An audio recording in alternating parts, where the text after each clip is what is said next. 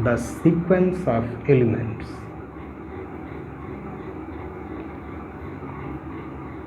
a square, a cube, etc. Since A is in H and H is given to be closed under the operation in G, so all these powers are elements in H. Since H is closed,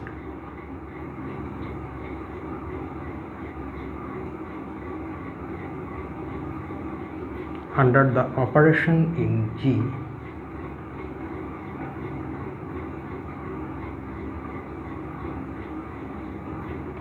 the elements a square, a cube, etc.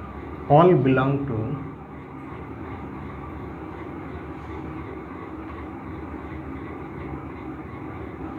H.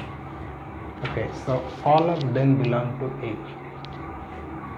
You may be looking at me and I am going to that site again and again. Actually, I am uploading the other video and it's taking a lot of time. The net is extremely slow today for some reason.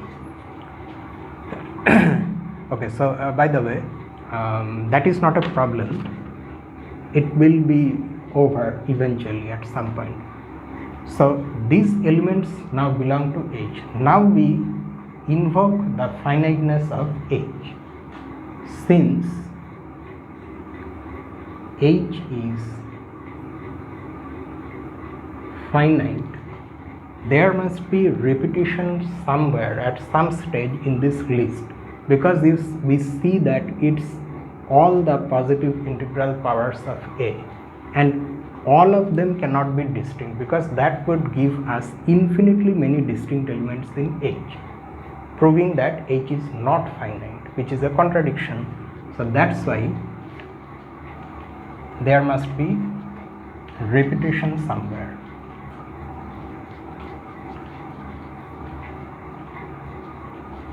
Since H is finite,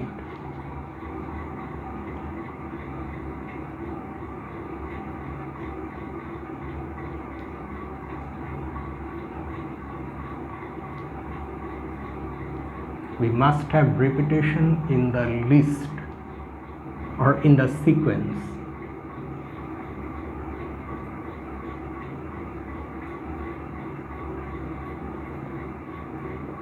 That is,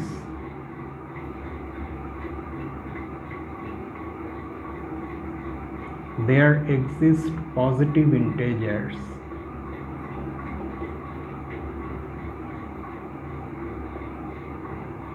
R and S such that R is greater than S and A to the power S is equal to A to the power R, or if you want you can write R here also and S here. Okay. This implies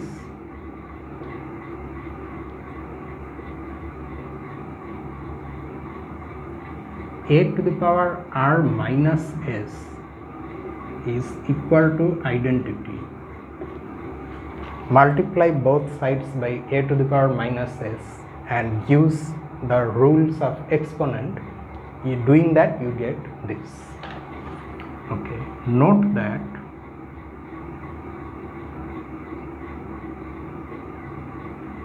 R minus S is a positive integer and hence R minus S minus 1 is a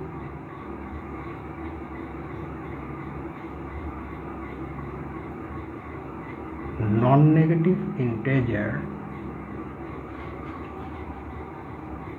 Okay, so should we write it here or we should write it afterwards.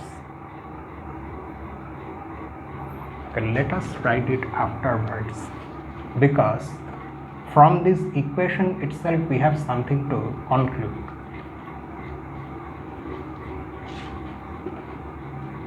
We write like this: since r minus s is a positive integer, so that means a to the power r minus s will appear here somewhere in this list, because here we have all the positive integral powers of a, and this is one such power. We have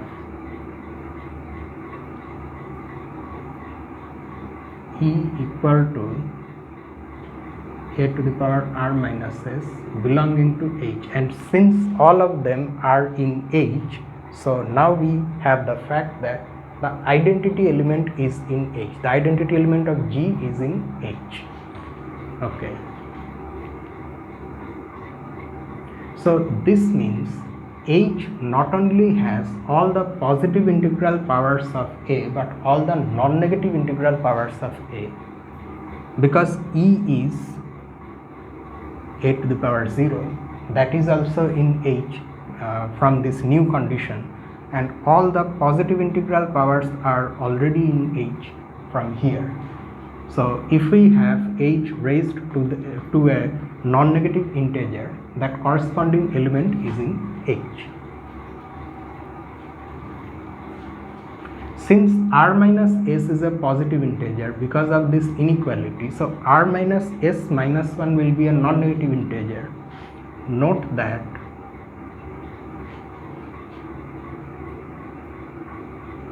r minus s minus 1 is a non-negative integer, and hence now we can say a to the power r minus s minus 1 belongs to h. If it becomes 0, then this also is in h, because in that case we have e. Okay, if it becomes 0. If it, however, is positive, then they are already in h. Okay, so this is an element in h. Now, by the rules of exponent,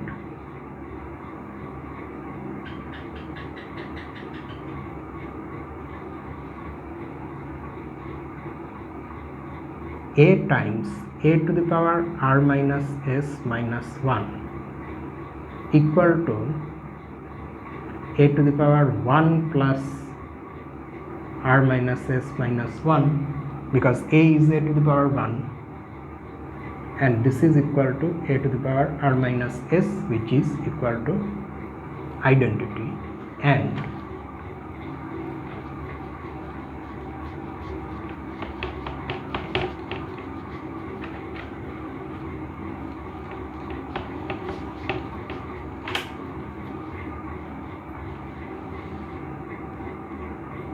we calculate the other product also. We are again writing dot. Now we have developed a habit.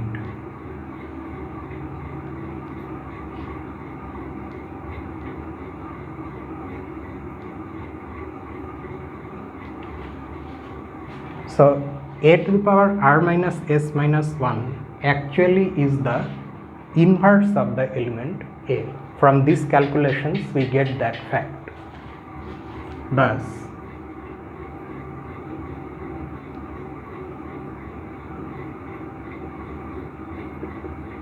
is the inverse of a, and hence, or and so,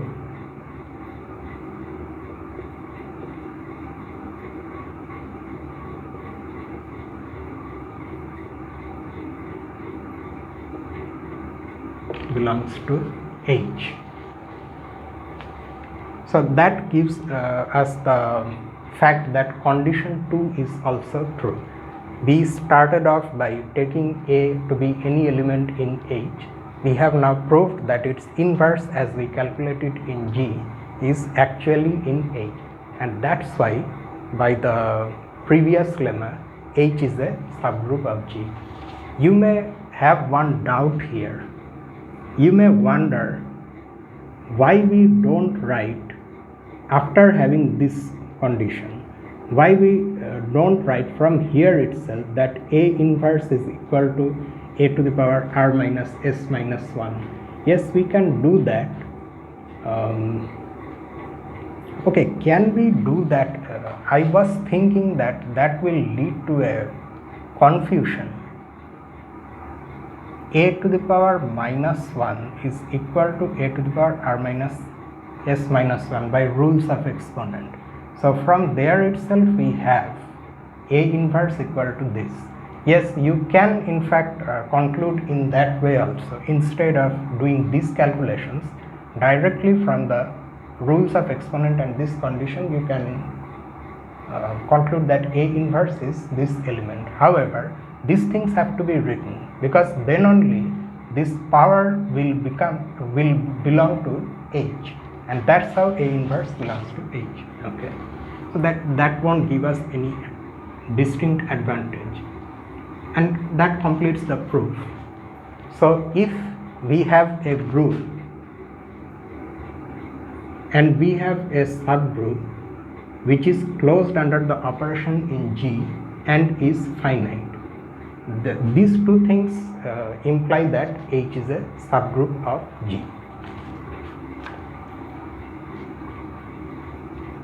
Note that in this second lemma, we are not saying anything about finiteness of G itself. G itself may be infinite also. Okay, such examples exist. So having gone through two conditions for a non-empty set to be a subgroup of a group, we are now ready to look at some examples of groups and subgroups.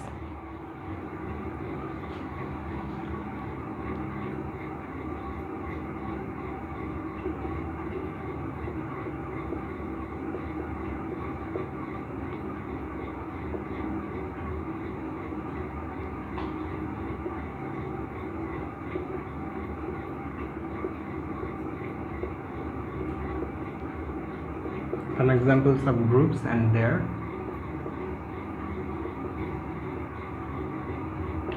subgroups. Given any group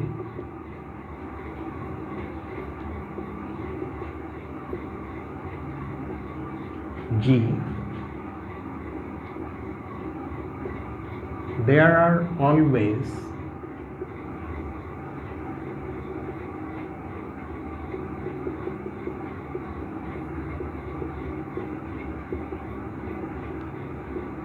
two subgroups, G itself and the singleton set consisting of the identity element. You can very easily verify the two conditions we have in lemma 2 in the first lemma, when in place of H you have G itself. The conditions are trivially true in that case. To verify that this is a subgroup, since it is finite, so we can apply the second lemma. You just have to see that this set is closed under the operation in G. Since the set has only one element, so the only possible product is E, and that we know gives us E. So the set is closed, and that's why it is a subgroup of G. Any group has these two subgroups, and in the special case where G itself is this group, then these two subgroups coincide. Otherwise they are different. However, since they are not very interesting, they are always present in for any group, and they are rather two extremes. One of them has as few elements as possible and the other has as many elements as possible. So that's why these are called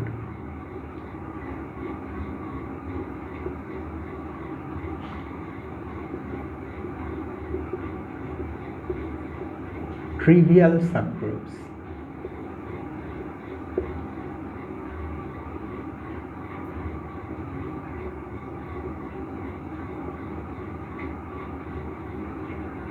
Any subgroup of G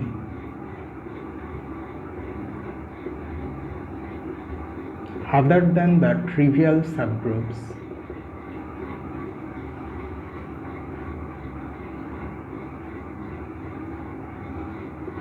is called a non-trivial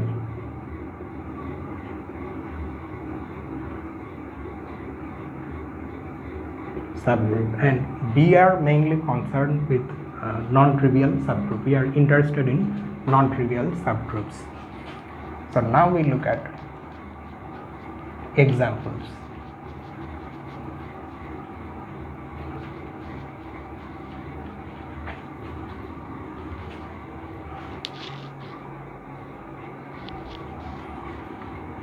Okay, so our first example is this.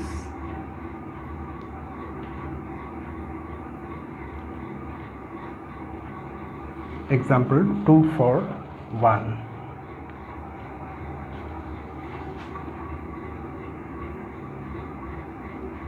Let G be the group of integers under addition.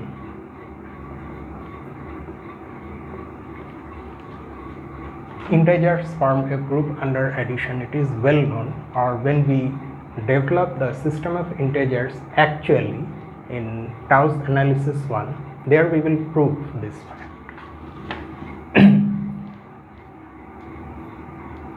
And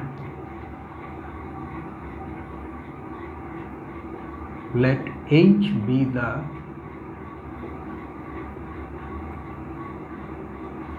subset of G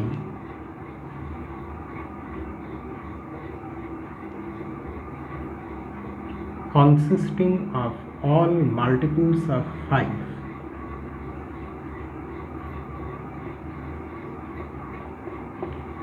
that means in the additive group of integers H is this set.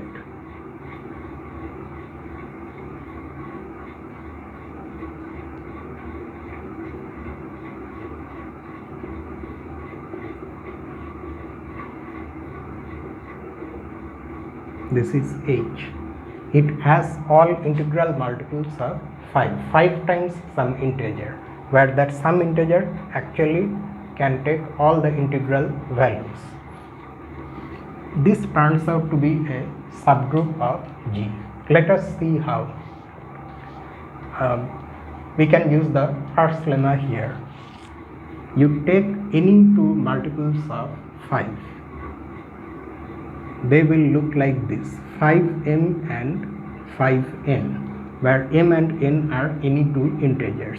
You have to prove that their product is again in H, but keep in mind that product means the binary operation is there in between these two, and for this particular group that binary operation is actually addition of integers.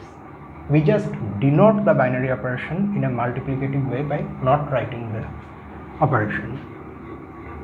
Okay, so from the ordinary distributive law that is true in the system of integers, we can write it like this. So since m and n are integers, so their sum is also an integer. So this clearly will belong to H. So H is closed under this binary operation. So condition 1 is true in this case. For condition 2, you take any element, say this one in H, you have to see whether the inverse of this element that you calculate in G is again in H, which is nothing but the negative of this integer. Now note that this can be written using the elementary properties of integers in this way.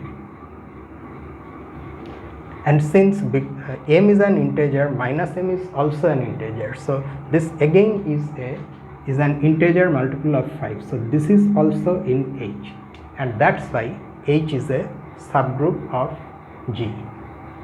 Okay, now we are going to consider this more generally.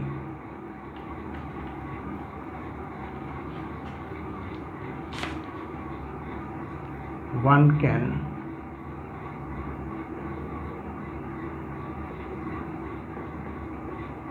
easily verify that H is a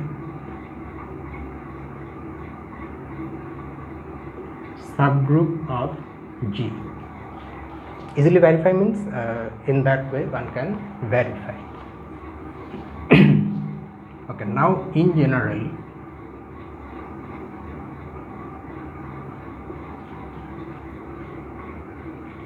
for any integer n, we define Hn to be the set of all multiples of this particular integer n, that is nm, where m is an integer. Just like how we verified that H is a subgroup of G, this also can be verified to be a subgroup of G, where n is playing the role of 5.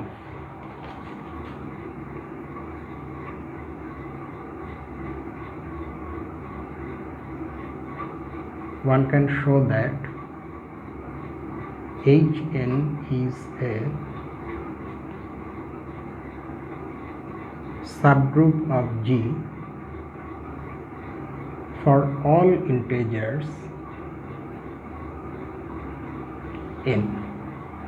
Okay, now let us concentrate on a slightly different thing. In this example itself, let n and m be any two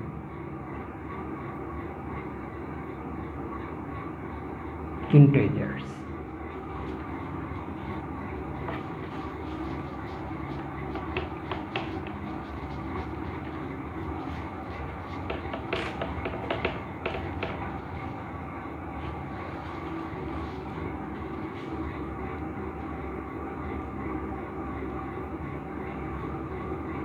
We want to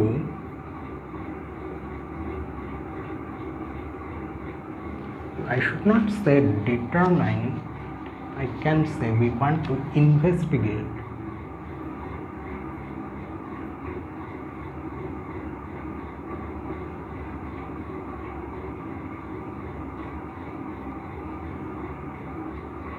Hn intersection Hm. We already know that Hn and Hm are both subgroups of G. However, can we say something about their intersection?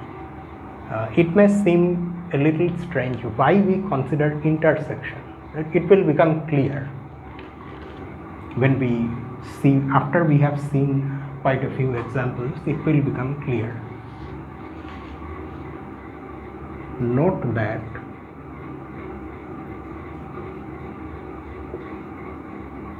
if in place of n we have the integer 0, then if you take any integer multiple of 0, that is 0 only, so this subgroup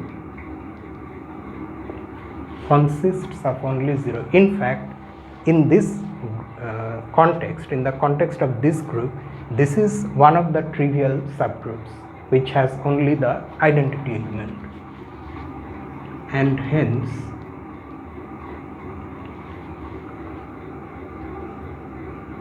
H0 intersection Hn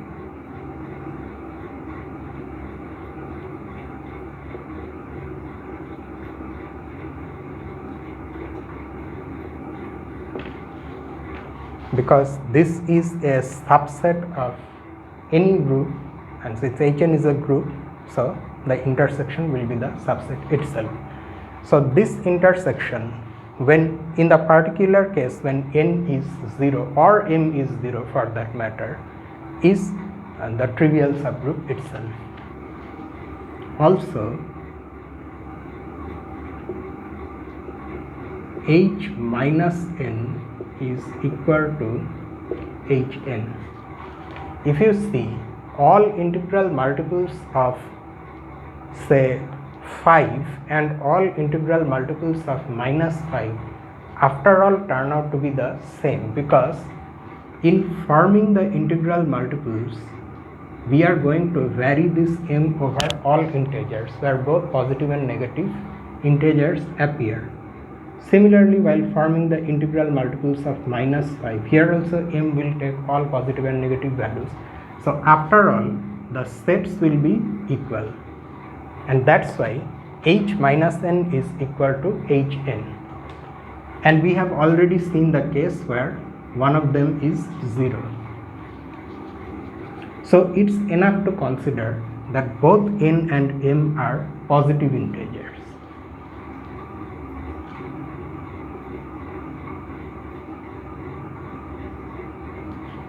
So we can assume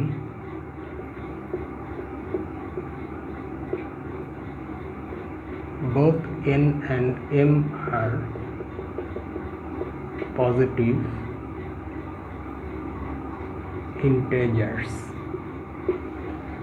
Okay, now can we say, in this case, can we say something about this intersection? Let us see. Let I be any element in this intersection.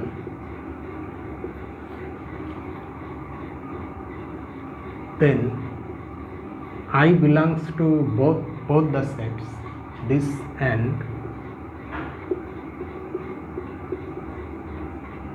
this, which means what? I is a multiple of both n and m, or in other words, m and n both divide I. That is, m divides I and n divides I. Now note that m and n are both positive integers and they divide I. That means I is a common multiple of m and n. So by the definition of the least common multiple of two integers, their least common multiple will also divide I. This implies the least common multiple of n and m, which we are denoting by this notation. If you don't recognize this notation for LCM of n and m, you go back to section 1.3. there we have discussed this in one of the exercises, and GCD of n and m in Herstein's book is denoted by this notation. Okay, so since I is a common multiple of n and m, so it is a multiple of the least common multiple of n and m also. That is, I belongs to this subgroup. Okay, conversely,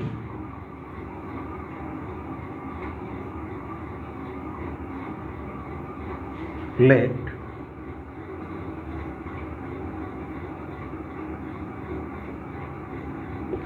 J belong to this subgroup. We will now try to show that J belongs to both Hn and Hn. Try to show means we will see. It's not very difficult to see. This means the LCM divides J. But we already know that the LCM itself is divisible by both the integers n and m. Since n and m both divide the LCM.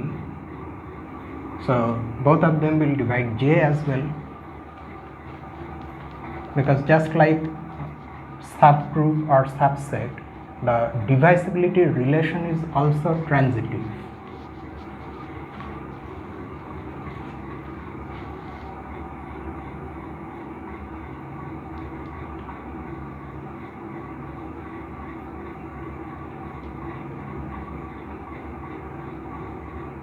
Thus J belongs to Hn and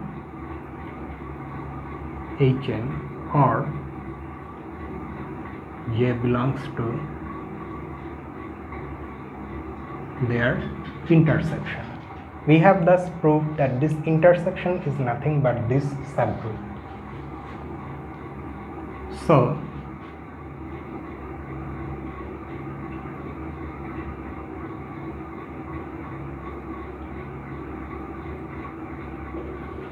now what do we see from this whole situation, whole consideration? You see that in any case, whether one of them is 0 or both of them are non-zero, and because of this both of them can be taken to be positive, in both the situations, either this one or this one, the intersection turns out to be a subgroup of G. Here also it is a subgroup, it's the trivial subgroup, and here it's this subgroup. Okay, so that is a piece of information, and we will see that this in general is true. If you take the intersection of any two subgroups in a group, that is again a subgroup. So that is the thing towards which Herrstein is drawing our attention here. Okay, let us see the next example.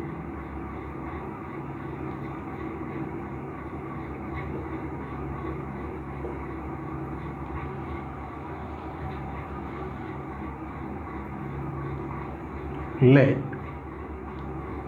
S be a non-empty set. We already know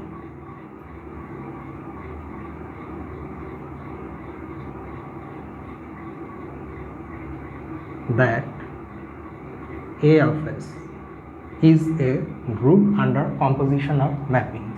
It consists of all the one-to-one onto functions from S to S. Is a group under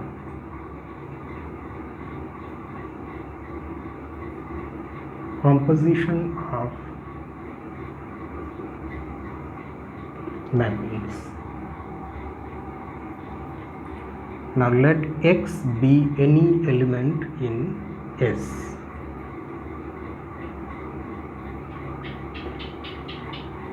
Define Hx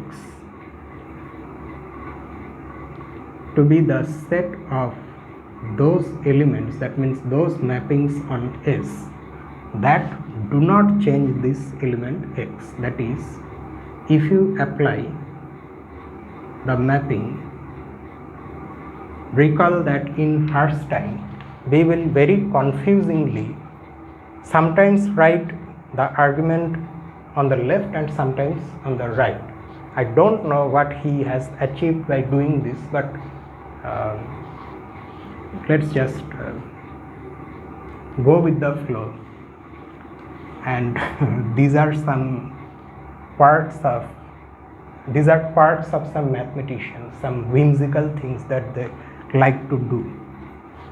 We are just ordinary mortals, ordinary students, so we will not really understand what they may think when they decide to do something that is apparently stupid, but they may have some idea behind them which they ultimately failed to convey.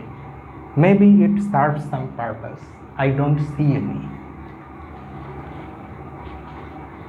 Okay, so this is a subset. This will also turn out to be a subgroup of G. Let us see how. In fact, instead of not writing anything here, we are going to write. Okay. Note that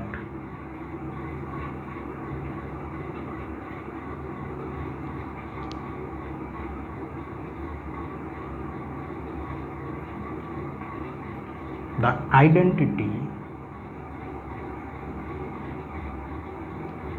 this element iota is the identity map on S, which does not change anything of S. So in particular, this map will also not change this element X.